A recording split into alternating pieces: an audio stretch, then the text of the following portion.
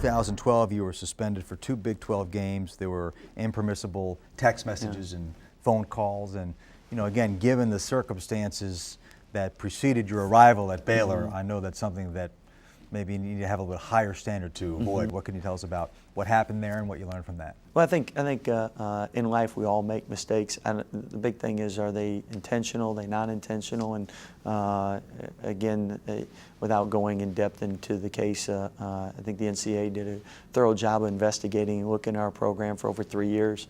And I think after they left, we came away with a better program as far as how important it is to make sure that we document, because you might follow the rules, but if it's not documented correctly, then you haven't followed the rules. And phone logs and just all the dotting the I's and crossing the T's. Again, I think we're a better program because of it. And at the same time, a lot of people that have been around sports would tell you, in the grand scheme of things,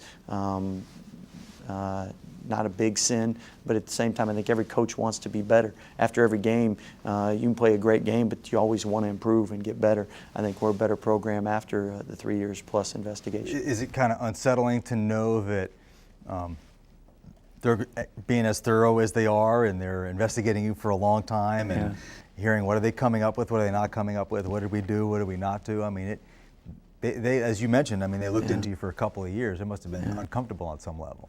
No question. I think anybody at any job, if you're investigated for 3+ years, you'd probably at that time say enough. But I think, again, the NCAA does a great job in making each program better. And you look at it, I think most coaches want to get better and they want to improve. I don't think anyone wants to go through a 3-year investigation to do it, but I think, again, that's the goal, and that's what we were able to achieve following that.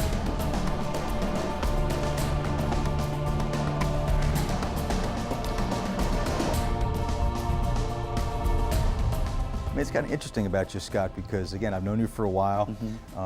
You always are a sort of enthusiastic, upbeat, positive guy. I mean, this is truly one of the most remarkable turnarounds in sports. Forget about just in college basketball. Yet there are sort of these pockets in these stories, these references, that coaches don't like them, and the Big 12 coaches don't like them, and you had the thing with Knight, and Rick Barnes had some things to say about your recruiting, and folks that you were hiring maybe to gain leverage in the recruiting space. Is that true? I mean, do you get a sense that coaches don't like you, or is that just a natural offshoot of being able to have this kind of success at a place that hasn't had it? I mean, I sense a little bit maybe people try to tap you as this Eddie Haskell type, you know, where you're sort of, you know, sweet, neighborly, and, you know, hi, Mrs. Cleaver type of guy, but when she's not looking, you're doing stuff to, shall we say, gain a competitive edge. Yeah, I was watching a show and Urban Meyer was interviewed, and they said, you know, coaches question your recruiting tactics and whatnot. He said, really? Okay. But I think that just all goes with the game. I mean, we're all competitive. We all want to win, and I think we respect each other. At the same time, it's not like you break bread all the time with everybody, because at the end of the day, this is a competitive field, and coaching, there's going to be turnover, and you either win and you're successful, or you're probably terminated.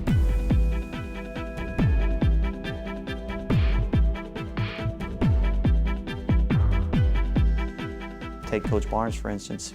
Probably I'm closer to him than maybe any other coach in the Big 12, and really respect the job that he's done. And I think as time, your relationships grow. When you're the new kid on the block, I think it just like a new person in school, it always takes time to develop relationships.